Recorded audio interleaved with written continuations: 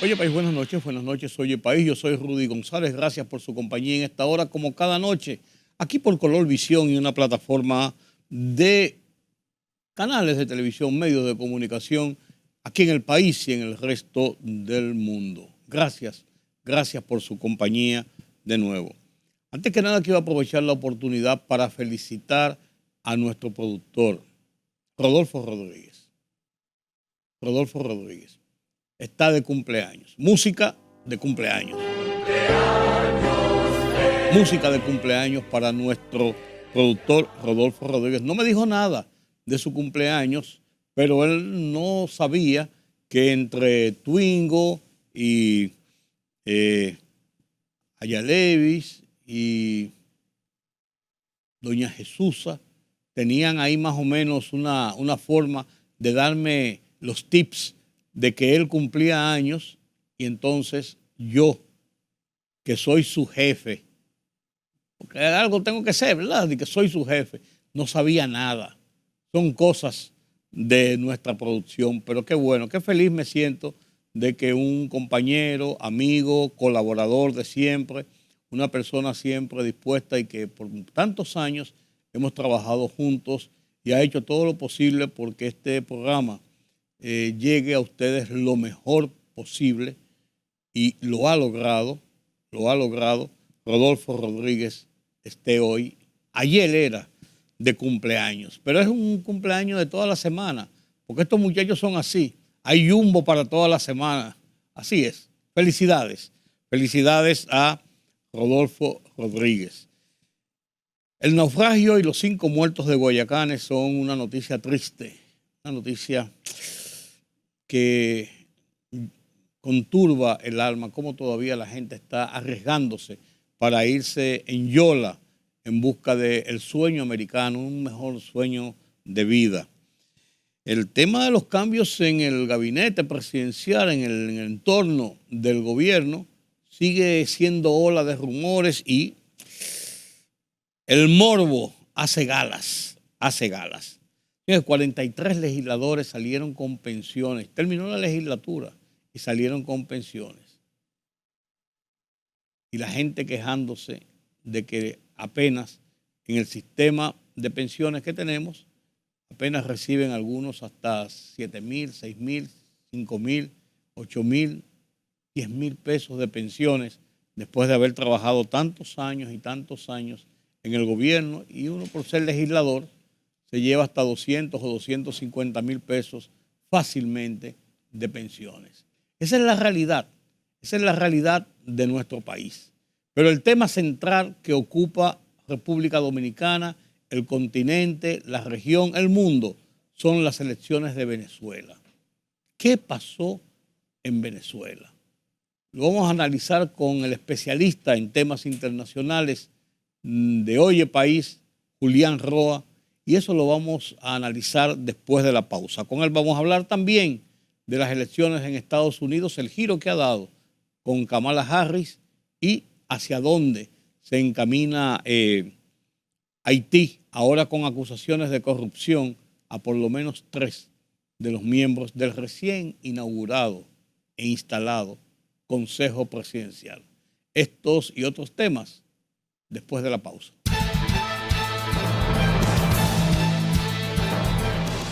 Nueve países latinoamericanos, incluyendo a República Dominicana, solicitarán una reunión urgente del Consejo Permanente de la Organización de Estados Americanos, OEA, para emitir una resolución sobre los resultados electorales en Venezuela.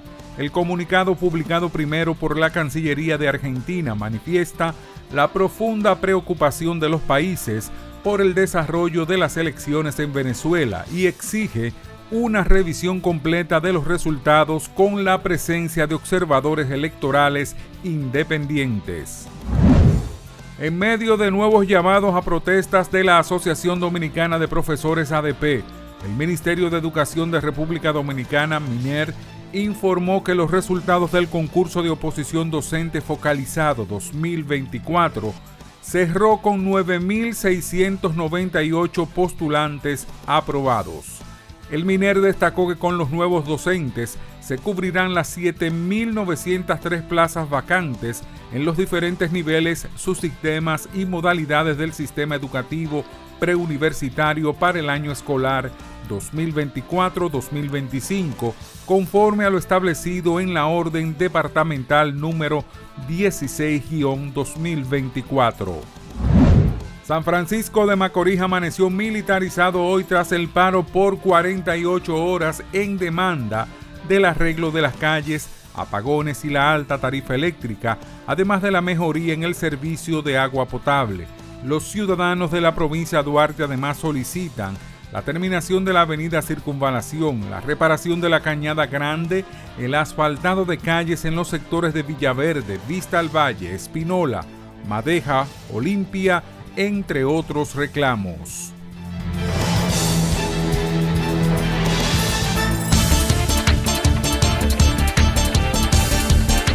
Los gobiernos de China, Rusia e Irán, cercanos al régimen de Nicolás Maduro, han felicitado al líder venezolano por la victoria electoral que él mismo se ha atribuido, mientras líderes europeos y de otros países occidentales han pedido transparencia en el recuento.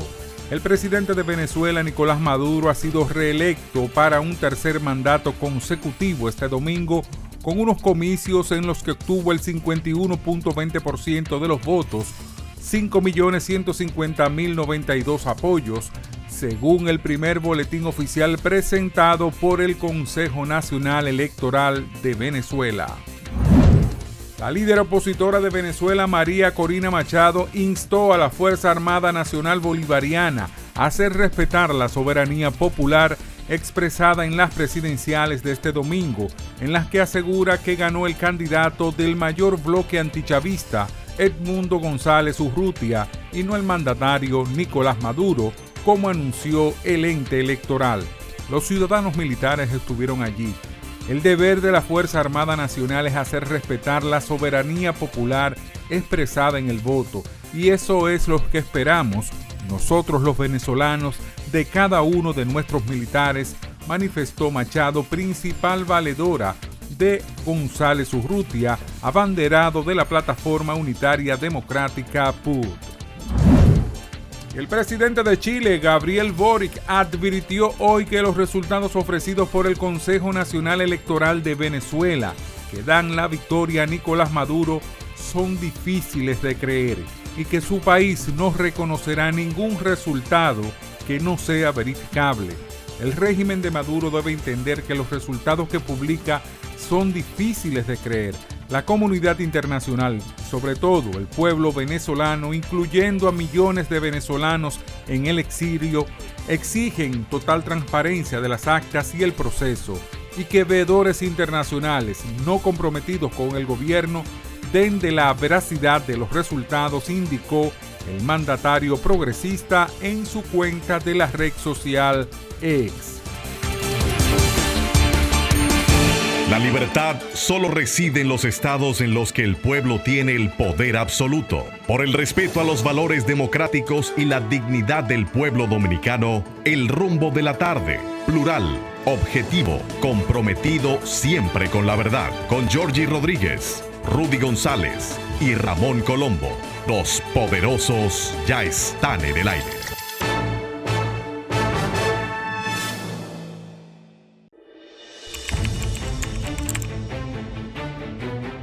Periodismo de investigación, columnas, opinión, análisis, reportajes de fondo.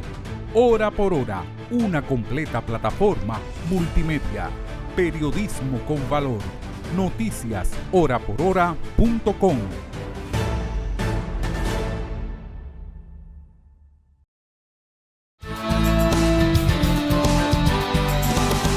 El domingo en la madrugada, una yola cargada de dominicanos, de personas que iban tras el sueño de una mejor vida, tras el sueño americano, engañados por traficantes de humanos, por el espejismo que ofrecen otros que se han ido al exterior y hacen galas de que les va mejor que en República Dominicana, por la desesperanza de la gente, por una multiplicidad de factores, un grupo de dominicanos se metió en una yola frente a Guayacanes, aquí en la provincia de San Pedro de Macorís, pero cerca de la capital, con el plan de cruzar la isla de el canal de la Mona y llegar a Puerto Rico, como punto inicial para comenzar esa travesía, ese intento de llegar a territorio continental. Algunos se quedan en Puerto Rico por llegar a territorio continental,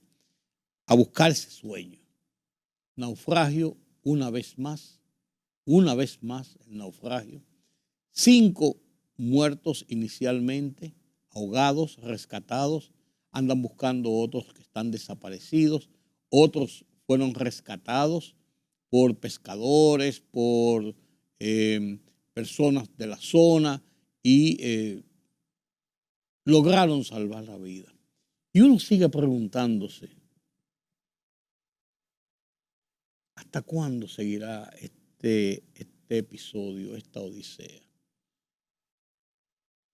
Por más que se ha publicado el alto peligro que se corre haciendo una travesía por el canal de la Mona para llegar a Puerto Rico, muchos de ellos arrestados al llegar a Puerto Rico o siquiera estando cerca de las costas por la Guardia Costanera, arrestados al llegar a Puerto Rico o arrestados después como indocumentados en las calles de Puerto Rico o intentando viajar por el Aeropuerto Internacional Luis Muñoz Marín hacia Nueva York, hacia Boston, hacia la Florida, cualquiera de esos puntos. O yendo a trabajar, si consiguen trabajo con la escasez de trabajo también que hay en Puerto Rico, si consiguen trabajar en trabajos forzados, sacrificados, duros, fuertes para ganar el pan de cada día, en condiciones duras, difíciles. Esa es la realidad de la odisea que sufren los indocumentados y principalmente estos que se van en yola. No basta con toda la publicidad y con todo lo que se dice y con todo lo que publican los medios y lo que se dice de voz en voz entre personas que han hecho estas travesías, entre familias, entre las comunidades. Fulano se fue y se ahogó, le pasó esto, lo agarraron allá y está preso y lo van a deportar.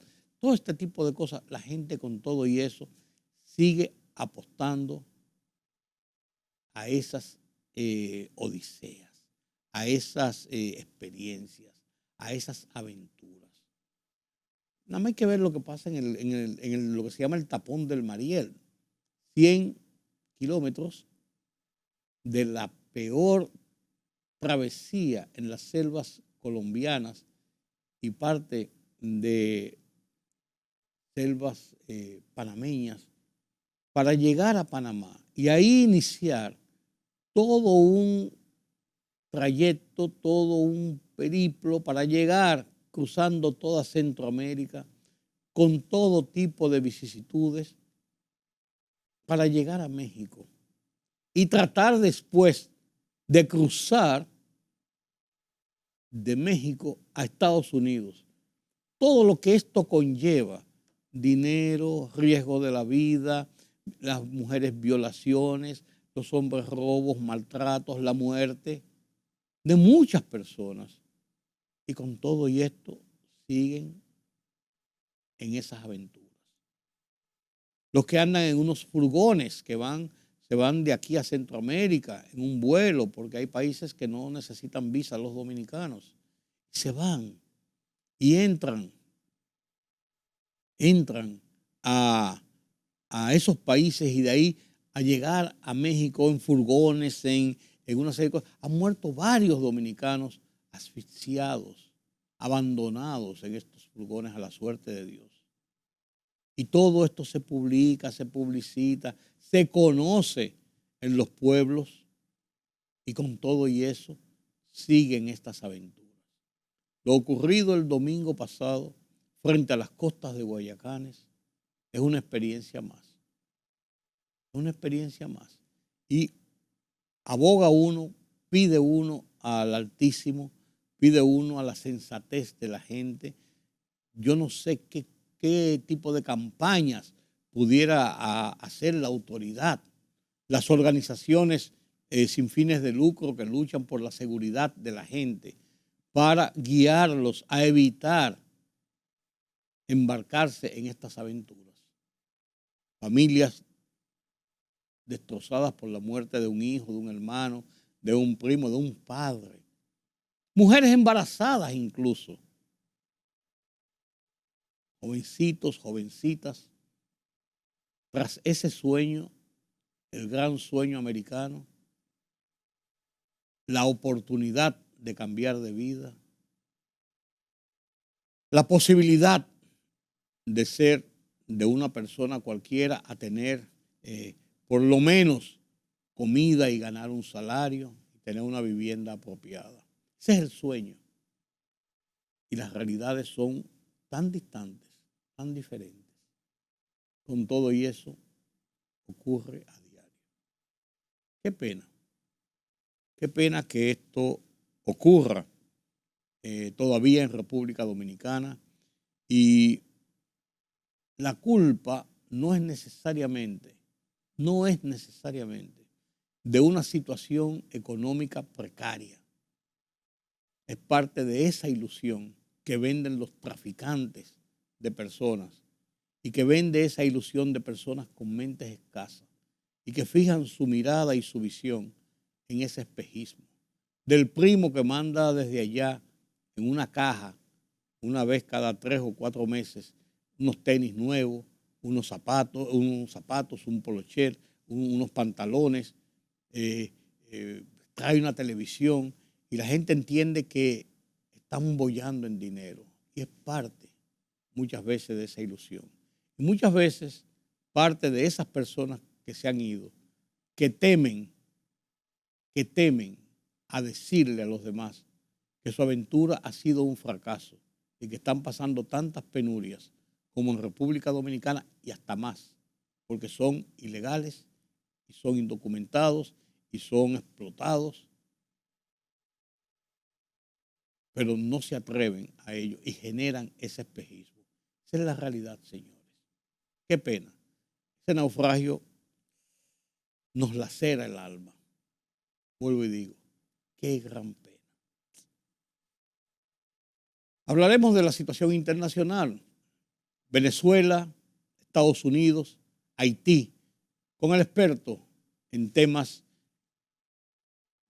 internacionales de Oye País, Julián Roa, después de la pausa. La libertad solo reside en los estados en los que el pueblo tiene el poder absoluto. Por el respeto a los valores democráticos y la dignidad del pueblo dominicano, El Rumbo de la Tarde, plural, objetivo, comprometido siempre con la verdad. Con Georgie Rodríguez, Rudy González y Ramón Colombo. Los poderosos ya están en el aire.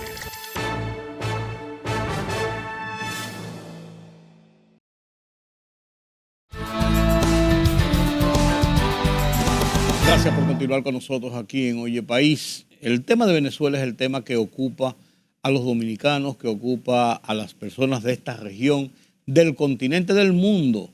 Es una situación que está en la expectativa de todo ciudadano, principalmente los que amamos la democracia, los que pensamos en las libertades, los que creemos en el sistema electoral como el sistema idóneo para la elección de nuestros gobernantes. En Venezuela ha ocurrido cosas que mucha gente se esperaban, temían, pero que también pensaban que podían ser diferentes. ¿Por qué podía ser diferente? ¿Qué pasó realmente en Venezuela? Un análisis con mucho más detalles ya lo había hecho Julián Roa hace un par de semanas aquí en Oye País. Ahora ya con los hechos consumados, o a donde está el resultado de lo que pasó. Hablábamos de lo que podía pasar, de lo que pasó. Entonces queremos oír esas reflexiones de Julián Roa para conocimiento y experiencia mía. Espero que de ustedes también. Buenas noches, Julián. Buenas noches, don Rudy. Bueno, Lo que pasó, ¿qué pasó? Crónica de una muerte anunciada. usted lo acaba de decir, consumatum es. El gobierno venezolano y el chavismo tiene control del territorio venezolano. No cabe duda. Innegablemente. No estoy diciendo que Venezuela esté bien. Venezuela, en términos de ranking de Producto Interno Bruto, ha caído a un ranking de 25. Si Venezuela lograra mantener un crecimiento económico, le tomaría 25 años volver a establecerse como era antes. Estaba originalmente. Estamos hablando que la pobreza en Venezuela ha crecido exorbitantemente. Usted dirá, bueno, ¿y cómo se explica que con mucha pobreza el PSV, en este caso el gobierno, tenga mayor cantidad de votos? Los elementos son múltiples y las variables también, por supuesto. Pareciera una contradicción. Parece una contradicción. Es como si usted mañana hiciera unas elecciones en Cuba. Claro. Posiblemente el Partido Comunista Cubano ganaría mayoritariamente. Eso pasa en Venezuela. El chavismo ha logrado consolidar una maquinaria social, una maquinaria electoral imbatible en términos de lo que podría ser el voto electoral directo. ¿A qué me refiero? Con Chávez, hay que decirlo, y tendríamos que hacer un poco de historia necesariamente, Venezuela es lo que antes se llamaba la Nueva Granada en el periodo colonial. Y por supuesto esa Nueva Granada mantuvo un tipo de gobierno o una sociedad parecida a la sociedad colonial. Eso se ha mantenido. Dos, un sector minoritario con un gran poder y una gran economía, y un sector de la clase de abajo mayoritariamente pobre. Eso se mantuvo en los años en Venezuela, no solamente en Venezuela, en toda Latinoamérica. El modelo es una asimetría en la distribución de los ingresos, fundamentalmente. ¿Qué pasa en Venezuela? Bueno, Venezuela fundamentalmente, y sobre todo a partir de esa guerra de independencia venezolana, estamos hablando de 1810, 1813 aproximadamente, mantuvo esa división. Una cosa quería el pueblo llano y otra querían los mantuanos, como se hacían llamar, la clase oligárquica. Fíjese que Venezuela inclusive elimina la esclavitud casi 50 años después de la República Dominicana. O sea, había una diferencia. Esa diferencia se ha mantenido prácticamente en manos de dos partidos, el liberal y el conservador. En el caso venezolano es el Partido Acción Democrática, los adecos y los copellanos, claro. Que es la parte conservadora, por supuesto. Y en esa lucha hay un elemento importante y son las dictaduras en Venezuela. Todo parte del siglo XIX y la mitad del siglo XX fueron dictaduras en Venezuela. La más famosa es lo que usted conoce de Pérez Jiménez, ¿no? ¿Verdad? Sí, primero de Vicente Gómez, sí, aquel folclórico dictador venezolano de los años 30. Asume el control en Venezuela en 1908, termina en 1935. Un dictador muy pintoresco. Y luego viene un periodo, una especie de interludio democrático en Venezuela. Y es la elección de la conformación del partido ADECO, Acción Democrática, que termina ganando las elecciones en Venezuela con aquel famoso escritor Rómulo Gallego, ¿usted recuerda? Aquella obra de Doña Bárbara, y los dos maridos. Sus 7 maridos. Eran 7. Dice, la obra dice 2, pues dicen que eran 7. Un gobierno muy efímero, un gobierno de apenas 9 meses. Sí.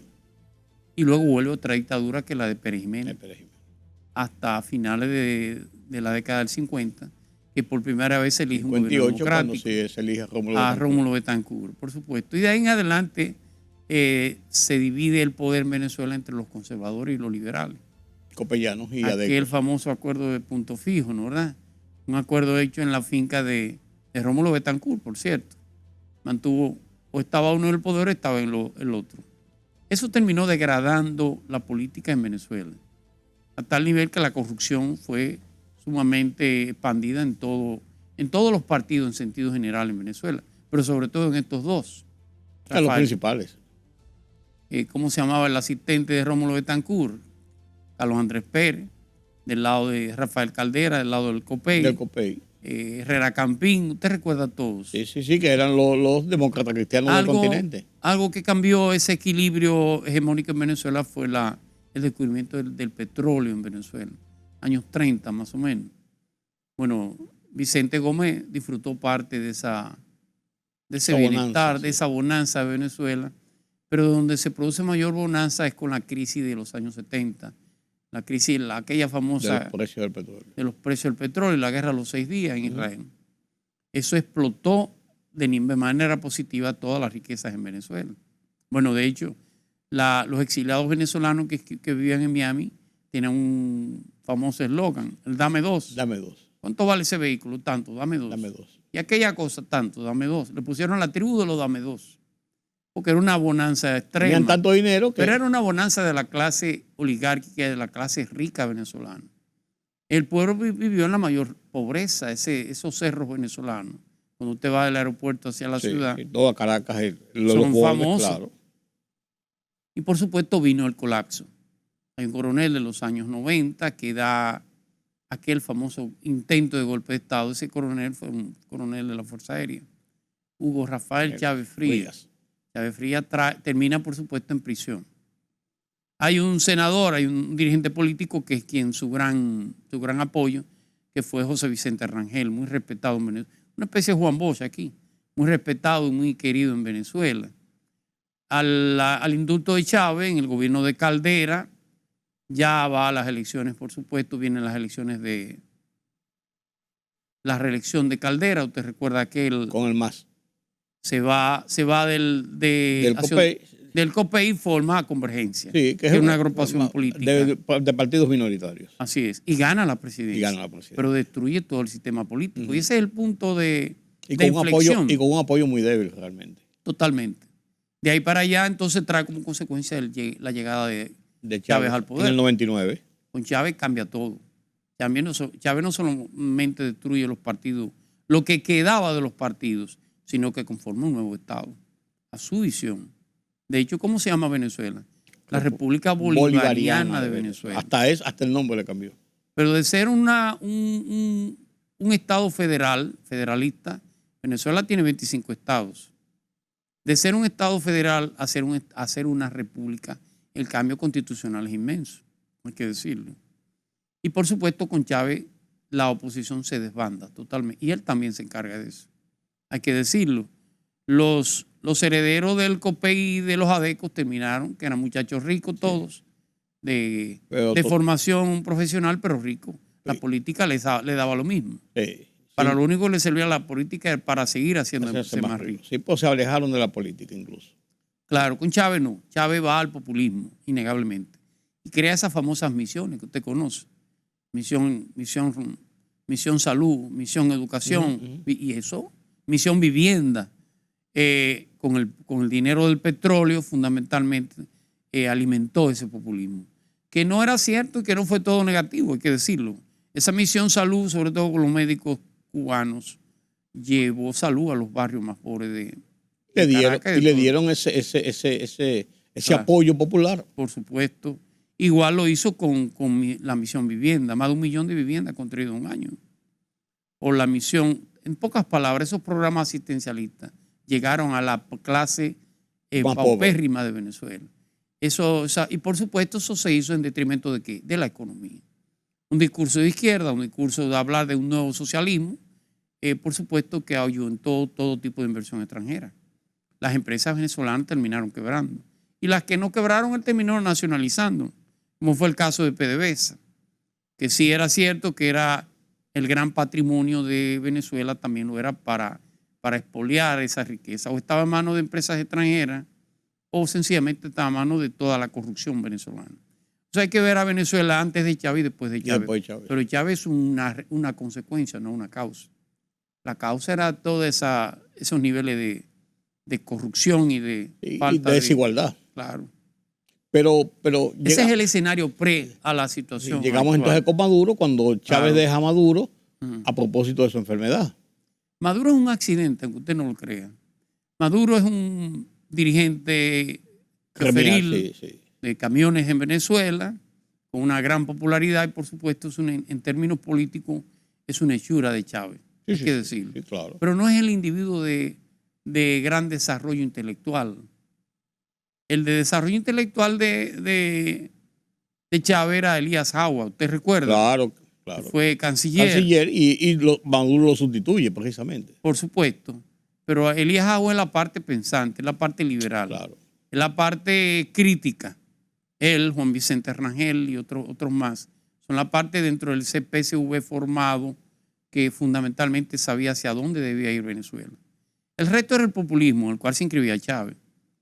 Chávez, Maduro, los hermanos Rodríguez, ¿cómo se llaman los hermanos Rodríguez? Dalcy Rodríguez, que creo que es actual vicepresidenta. El hermano Tarek Aziz, que es de origen sirio.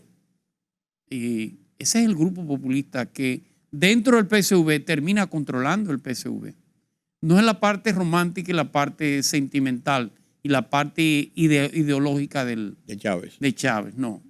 Ese grupo termina dominando el partido. Y por supuesto termina desplazando el otro. Usted no sabe dónde está Juan Vicente Rangel, ni sabe dónde está Elías Agua. Tampoco. Y por supuesto alguien que es un populista desde el inicio es el que era presidente de la Asamblea Nacional. ¿Cómo se llama? Diosdado Cabello. Diosdado Cabello. Pero Diosdado Cabello es la parte, el músculo, vamos a llamarle así, el músculo de ese populismo. No solamente en términos de ideología, sino en términos de corrupción también. Sí. Entonces se apoya en un militar joven llamado Vladimir Padrino, que en cierto modo es la especie de articulador, el verdadero poder en Venezuela, pero el poder militar. Significa que hay una combinación perfecta en términos de populismo. Al final se han llevado la economía de Venezuela, innegablemente. Han terminado llevando a Venezuela a un verdadero fracaso. El esfuerzo que ha hecho la oposición en los últimos años, principalmente de cara a Maduro, sí, que tenía mayor debilidad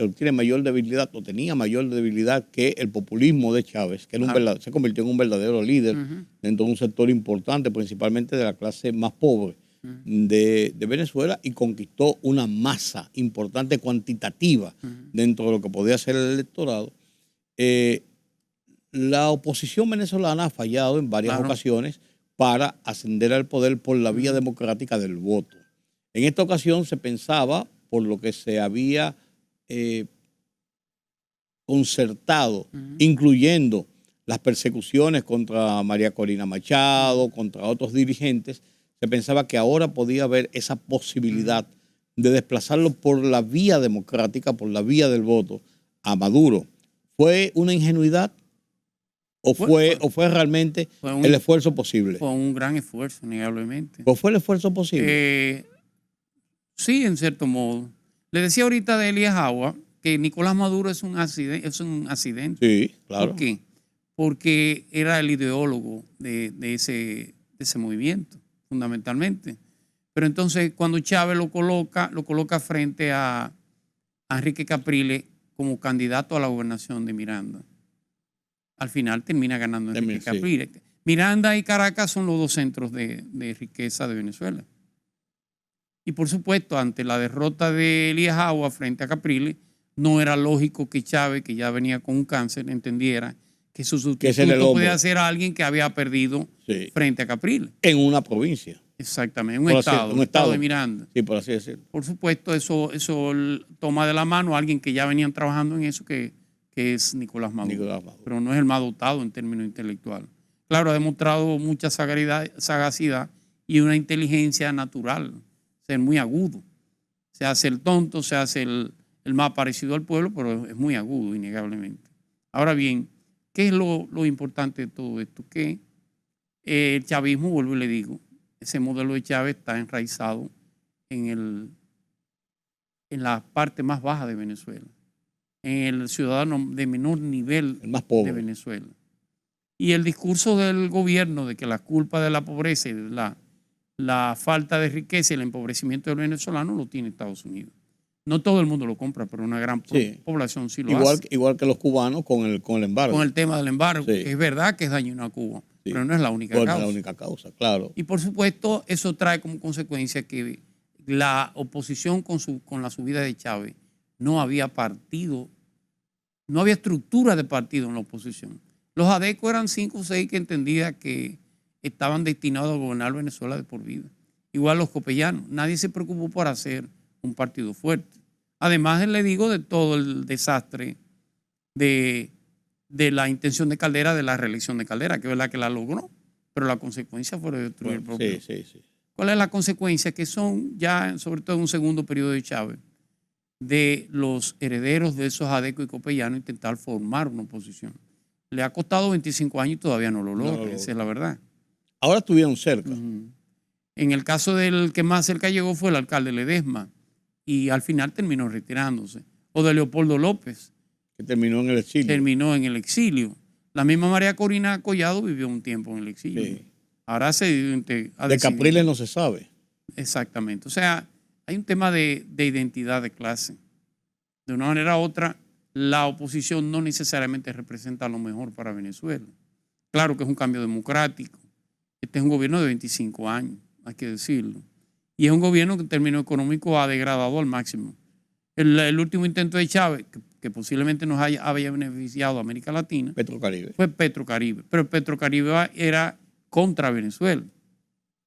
Sí. No era posible mantener precios y en cierto financiar el resto A largo plazo. a largo plazo con una Venezuela cada día en mayor nivel de pobreza. Y con países pobres. Porque si fueran con países ricos, claro. tú podías en un momento determinado decirle, por favor, págamelo todo. Eso era externalizar la pobreza. Tanto es así que tuvieron que vender la deuda por la mitad del precio. Correctamente. Significa que no empobreció más a Sí, Venezuela. sí. América Latina le sirvió de mucho, a nosotros nos sirvió Petrocaribe. Claro. Haití, a muchos países le sirvió. Sí. ¿Qué es importante en esto que ha sucedido en Venezuela? La comunidad internacional. Las declaraciones de la comunidad internacional. Bueno, ahora mismo 9 países han pedido sí. una reunión urgente del Consejo Permanente de la OEA, muestran su preocupación, hay un movimiento de solidaridad Así es. con el pueblo cubano, pero ¿será posible que esto pueda revertir una situación que parece una situación de hecho? Porque hemos visto que la comunidad internacional para poco ha servido muchas veces con situaciones en América Latina.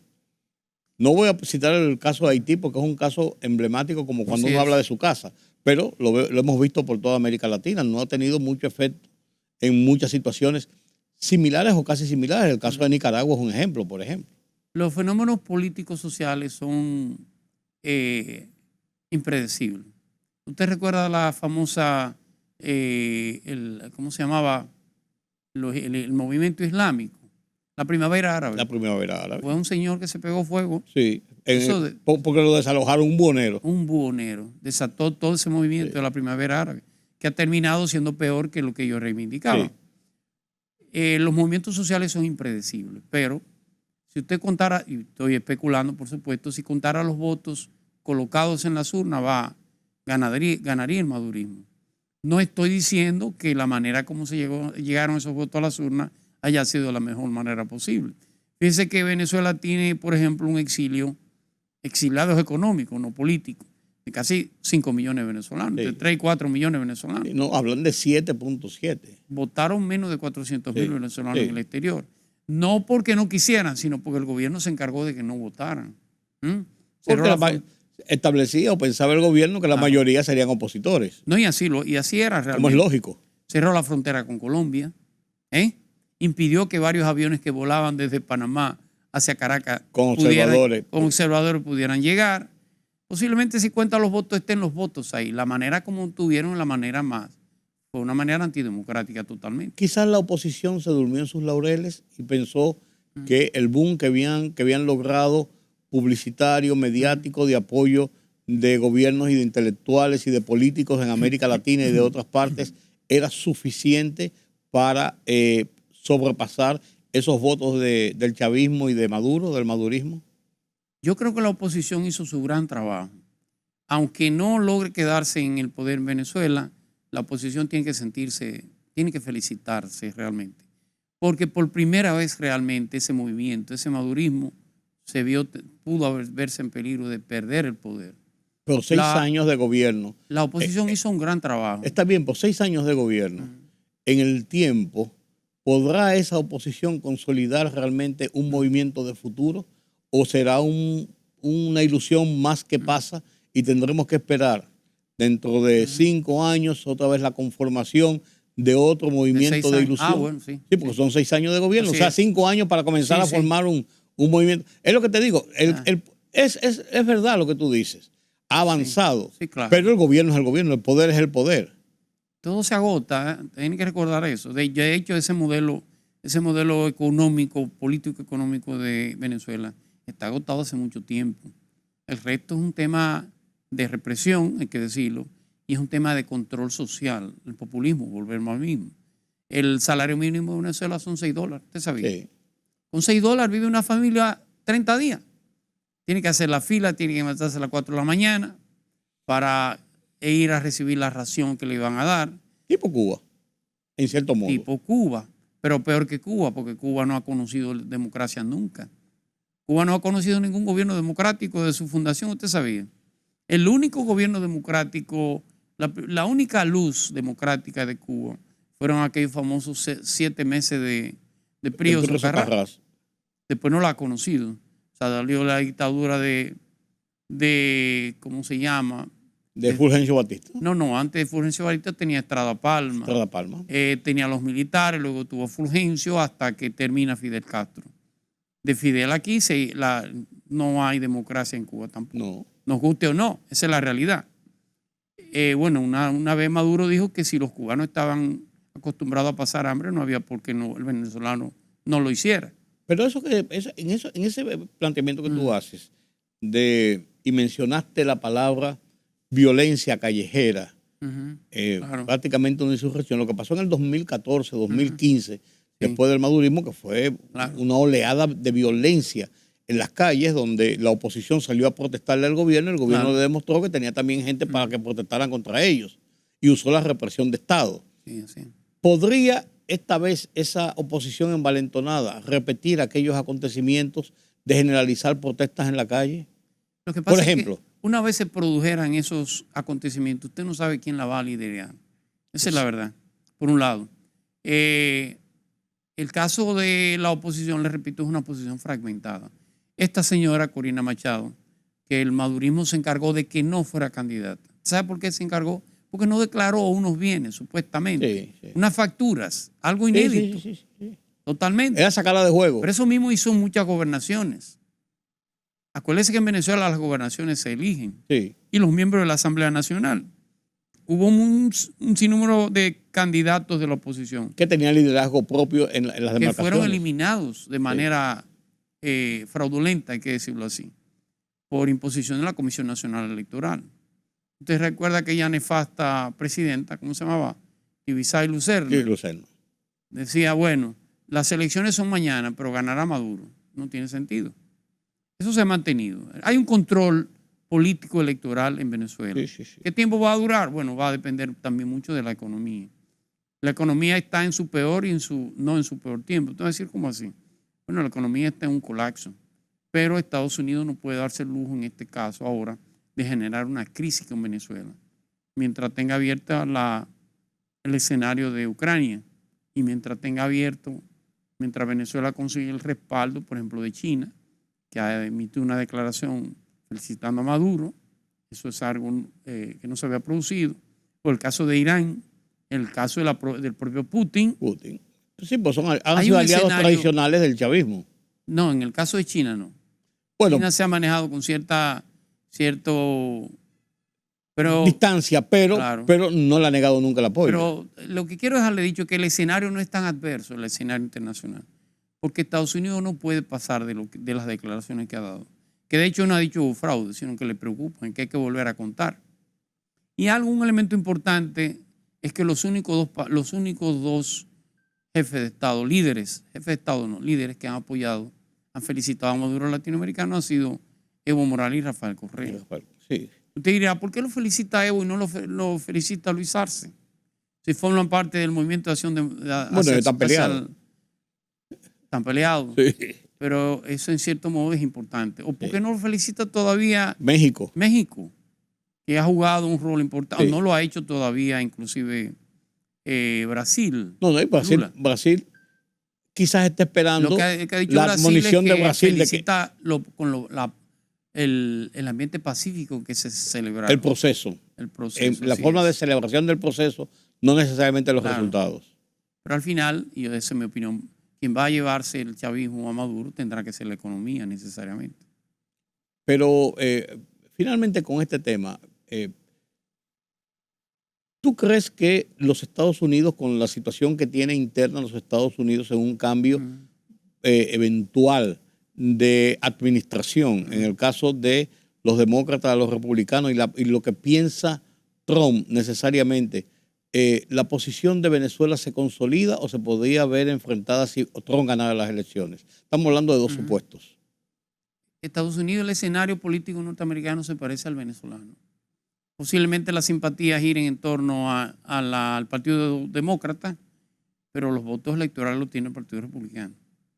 El cambio de Biden, la renuncia de Biden y Kamala Harris. la sustitución por Kamala Harris, porque aunque la convención es ahora en el mes de agosto, es casi seguro que vaya a ser ratificada. Y ella tiene de supuestamente hecho, no va a haber una primaria abierta. Todo indica que será escogida a unanimidad. Sí. Pudiera aparecer alguien que decida presentarse en el escenario, pero con Kamala Harris es una continuidad un poco más fuerte que la de Biden. Biden es un experto en política internacional, conoce esos hilos más.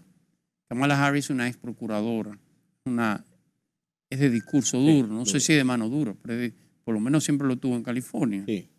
En el caso de Trump, tiene los votos electorales, tiene los estados con los que se gana la presidencia de los Estados Unidos. No estoy diciendo que me guste o no, estoy diciendo cuál es el escenario. Sí. Puede cambiar, por supuesto. Recuerde que las elecciones son en noviembre. La posición de Trump y de Kamala Harris versus Nicolás Maduro. La posición de Kamala Harris va a ser más de acuerdo. La de Trump va a ser más de confrontación. De mayor confrontación, claro. Va a depender. Por eso te digo. Claro que, y parece contradictorio, Trump es más hacia inside los Estados Unidos. Sí. Si el problema es de Venezuela, a él no le importa eso de la democracia y todo eso. Jugará un papel, pero no es su prioridad. Tiene una visión más geopolítica. No es su prioridad.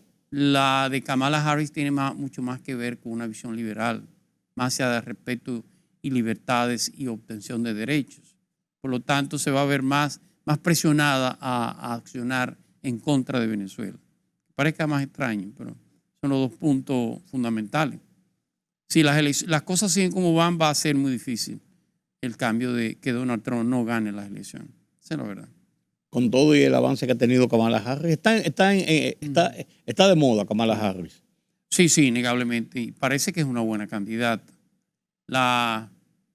El voto electoral, el voto ciudadano se inclina más hacia Kamala Harris. Bueno, a los demócratas siempre se ha inclinado más. Siempre más. Recuérdese que la candidata Hillary Clinton sacó 3 millones y medio de votos más que Donald Trump. Sí. Tiene mucho que ver con el voto electoral. Kamala Harris es de California.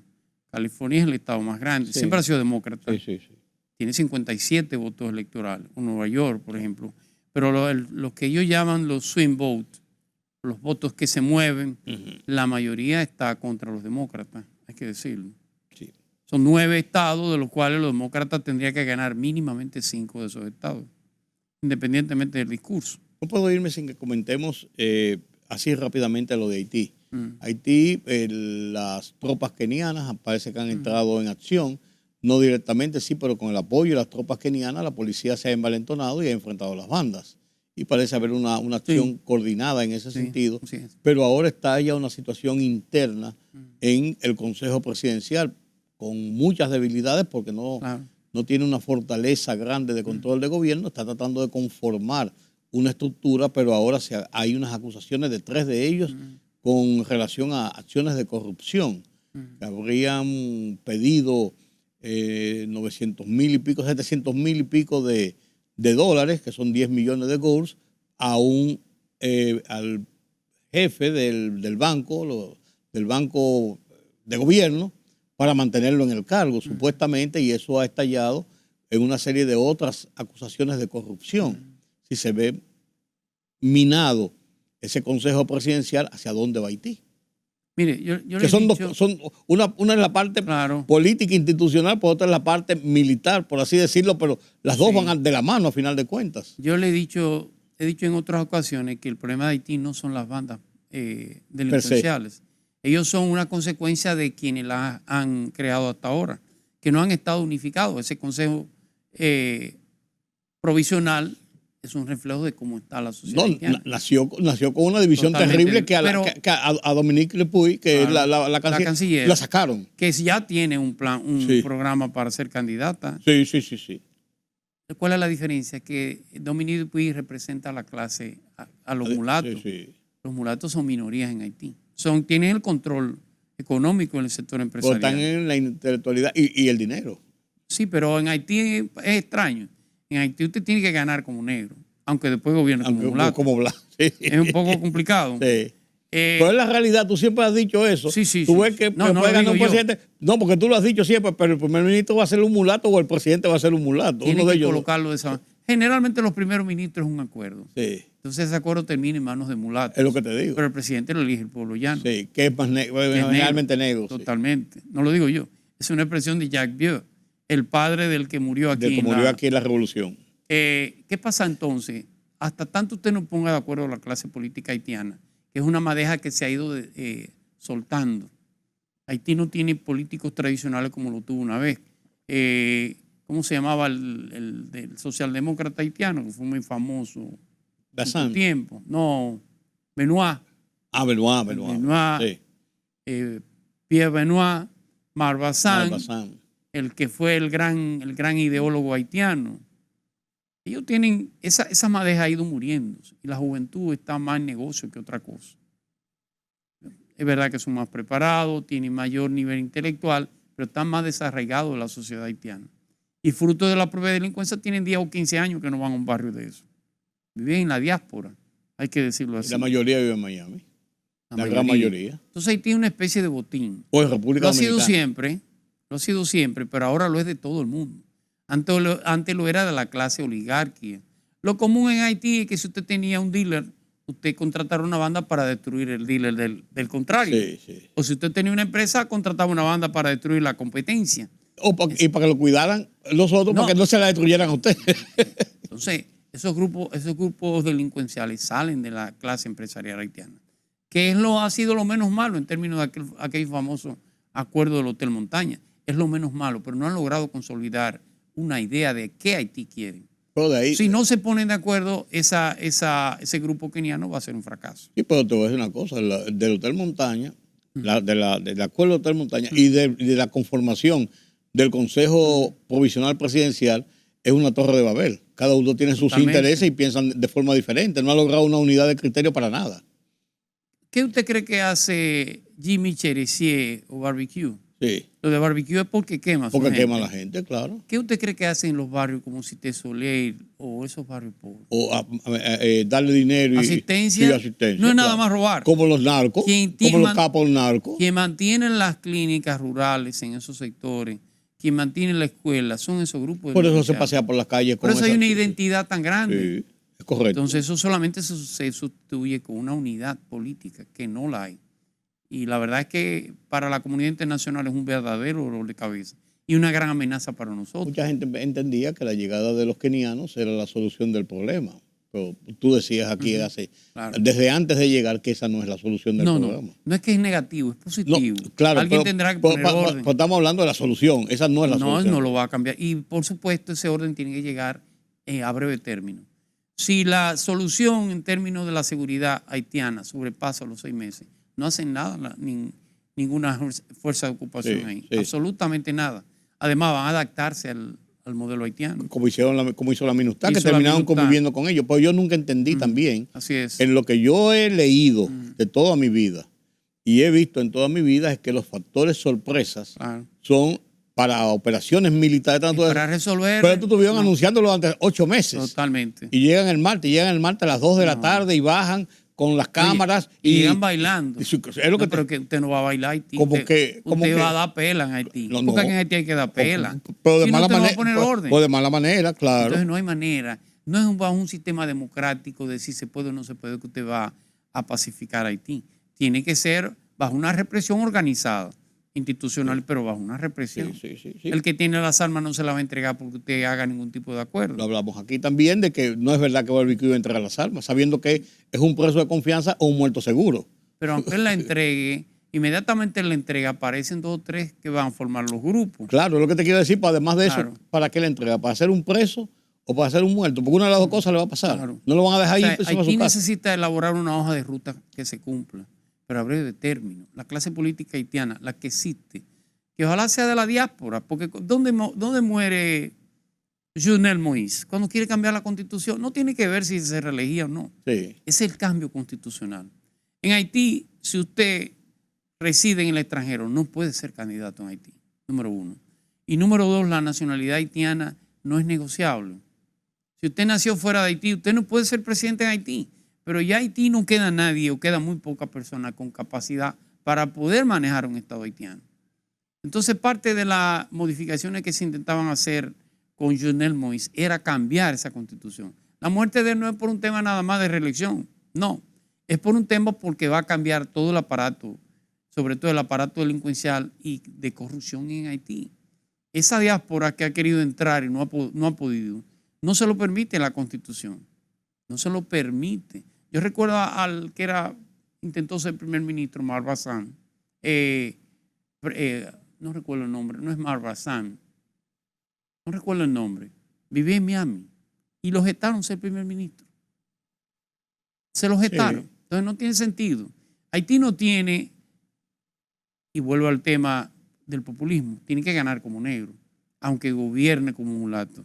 Pero Haití necesita una estructura que hay que conformar necesariamente. Y eso nada más lo puede hacer la clase política. Eso no se lo puede hacer la comunidad internacional ni que quiera. Eso es así, definitivamente. Julián, gracias. Qué bueno. Gracias a usted. Qué buen repaso hicimos del plano internacional aquí en el área de nosotros. Después tendremos que analizar lo que sigue pasando con Israel y Hezbollah ahora y lo que pasa con, parece que casi 12 niños muertos. Y mujeres. Pero parece que la guerra de Ucrania está ahora como en un tercer plano porque están los Juegos de París y están el tema judío y está el tema de Venezuela. Y las declaraciones del Knesset judío de que no acepta un Estado palestino. Sí. Eso cambia todo el panorama. Bueno, gracias de nuevo. Seguimos atentos a lo que está ocurriendo en el exterior para seguir analizándolo y viéndolo en la perspectiva dominicana, cómo esto nos afecta, para bien o para mal, o aunque sea emocionalmente. Así es. Así es. Gracias, don Julián Roa. Gracias a ustedes por acompañarme en este conversatorio con Julián Roa. Interesante para conocer los detalles de esto que vemos solamente en titulares muchas veces o que vemos a grandes rasgos, pero que hay que profundizar en las raíces para poder comprenderlo.